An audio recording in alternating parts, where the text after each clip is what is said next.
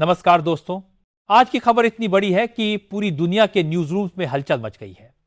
दरअसल दिल्ली के Lal Qila metro station के पास हुए बम धमाके ने भारत और पाकिस्तान के बीच तनाव को फिर से चरम पर पहुंचा दिया है।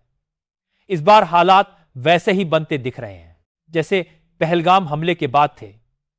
दोनों देशों में जबरदस्त गुस्सा है और माहौल ऐसा है कि कब कौन किस पर मिसाइल दाग दे कोई भरोसा नहीं, क्योंकि धमाका सिर्फ भारत की राजधानी में ही नहीं बल्कि पाकिस्तान की राजधानी इस्लामाबाद में भी हुआ है।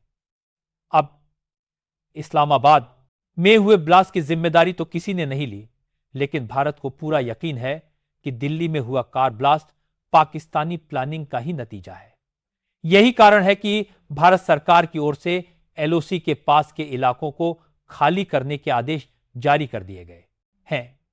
तीनों सेनाओं के कमांडरों को बुलाकर हाई लेवल मीटिंग की जा रही है और गृह मंत्रालय ने भारत पाक सीमा से 10 की मी के दायरे को रेड जोन घोषित कर दिया है। कश्मीर घाटी में पर्यटन स्थलों जैसे पहलगाम, गुलमर्ग, सोनमर्ग, श्रीनगर और जम्मू श्रीनगर नेशनल हाईवे की यात्रा पर रोक लगा दी गई है।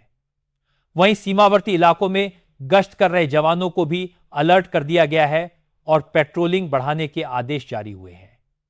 इस बीच रक्षा मंत्री राजनाथ सिंह, एनएसए अजीत डोभाल और तीनों सेनाओं के प्रमुख वॉर रूम में लगातार मीटिंग कर रहे हैं। पीएम मोदी भी अपनी भूटान यात्रा बीच में छोड़कर दिल्ली लौट आए हैं और माना जा रहा है कि आने वाले कुछ दिनों में भारत की तरफ से बड़ा एक्शन देखने को मिल सकता है। तो बहुत बड़ी खबर है, इसलिए वीडियो को अंत तक जरूर देखिएगा। अब बात करते हैं उस बड़ी खबर की जिसने पाकिस्तान और चीन दोनों के ही पसीने छुड़ा दिए हैं। दरअसल भारत ने इस समय इजराइल के साथ एक बड़ी मिसाइल डील साइन की है। यह डील भारत की डिफेंस कैपेबिलिटी को कई गुना बढ़ाने वाली है।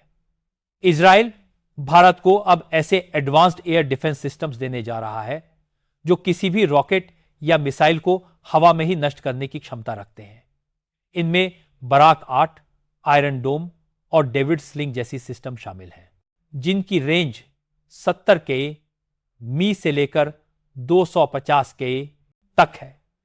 यह डील ऐसे समय में हुई है जब भारत को अपनी पश्चिमी और उत्तरी सीमाओं पर दोहरे खतरे का सामना है।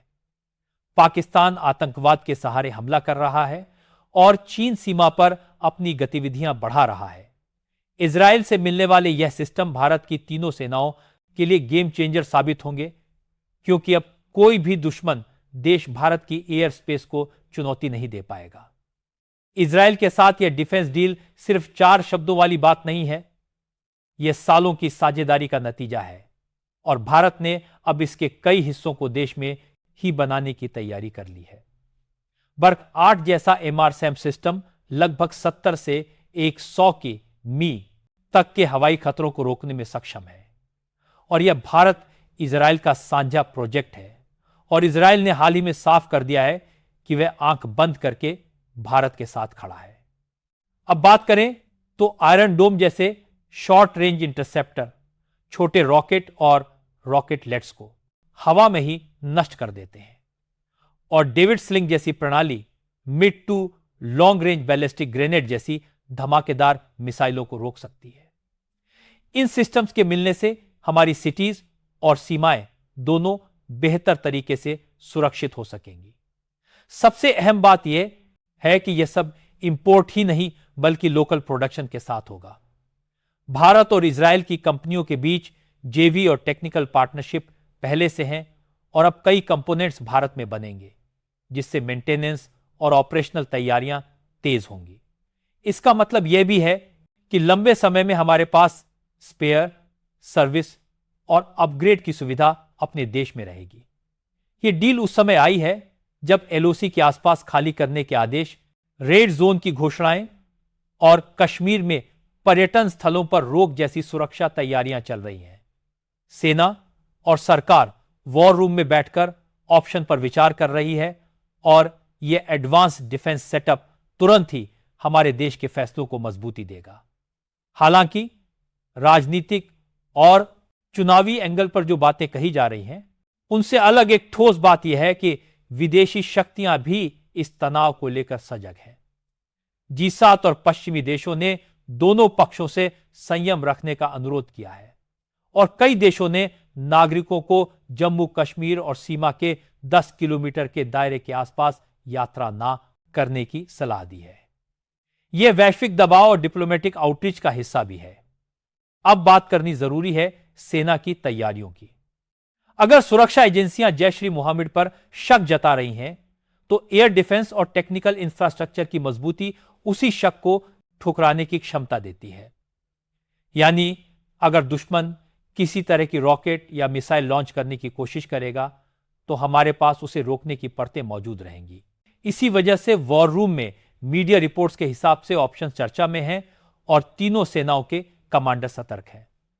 अंत में एक बड़ी तस्वीर यह भी है कि भारत अपनी रक्षा आत्मनिर्भरता की तरफ भी तेजी से बढ़ रहा है।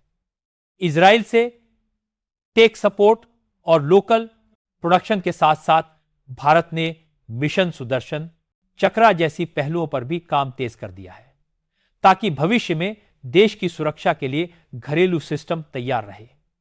इससे न सिर्फ तात्कालिक खतरे निपटेंगे, बल्कि दीर्घकालिक रणनीति भी मजबूत होगी। फिलहाल अगर 12/8 की बात करें, तो यह आमतौर पर 70 से 100 की मी तक की रेंज में हवाई खतरों को रोकता है।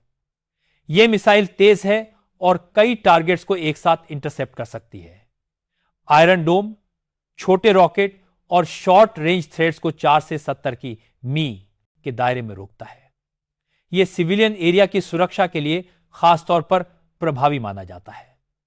David Sling mid to long range threats को हैंडल करता है और बैलिस्टिक मिसाइल, क्रूज मिसाइल और बड़े कैलिबर के रॉकेट्स के खिलाफ एक परत देता है।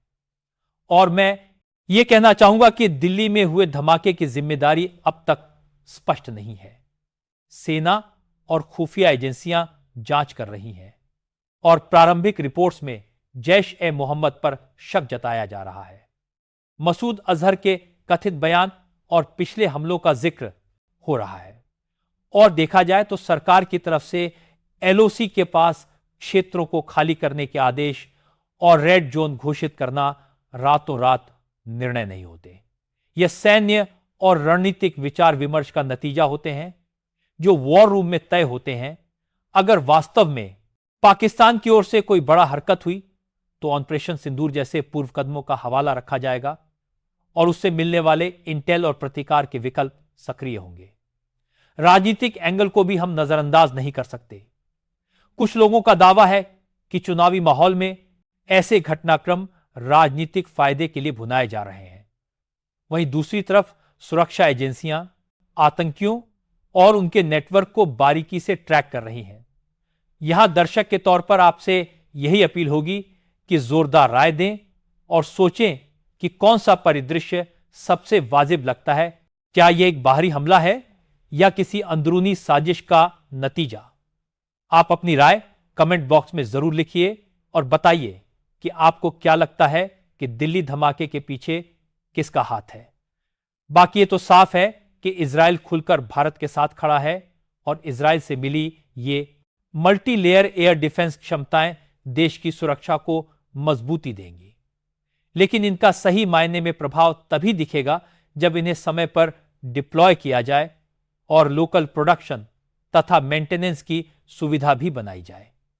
बाकी भारत की सेनाएं इस वक्त पूरी तरह अलर्ट मोड में है। सीमा पर अतिरिक्त बटालियन भेजी जा रही हैं। एयरफोर्स स्टेशनों पर नाइट सॉर्टी ड्रिल चल रही है और नेवी ने अरब सागर में अपने वॉरशिप्स की तैनाती बढ़ा दी है, ताकि किसी भी दिशा से आने वाले खतरे को रोका जा सके। इंटेलिजेंस एजेंसियां दिल्ली ब्लास्ट के पीछे के नेटवर्क को जोड़ने में लगी हैं और शुरुआती सूत्रों के मुताबिक कुछ call details Pakistan occupied Kashmir से मिल रही हैं। यही वजह है कि इस बार भारत जवाब देने से पीछे नहीं हटेगा। कहा जा रहा है कि अगर जांच में पाकिस्तानी कनेक्शन साबित हुआ, तो भारत सिर्फ कूटनीतिक जवाब नहीं देगा, बल्कि सैन्य स्तर पर एक सीमित लेकिन सटीक स्ट्राइक की तैयारी पहले से रखे हुए है। फिलहाल आपको क्या लगता है कि भारत को इस समय कौन से कदम उठाने चाहिए? अपनी राय कमेंट में जरूर बताएं और अगर वीडियो पसंद आया हो तो वीडियो को लाइक करें और चैनल वॉइस ऑफ दृष्टि से जुड़े रहने के लिए सब्सक्राइब करें ताकि हर बड़े मुद्दे पर सही जानकारी आप तक सबसे पहले पहुंचे। धन्यवाद।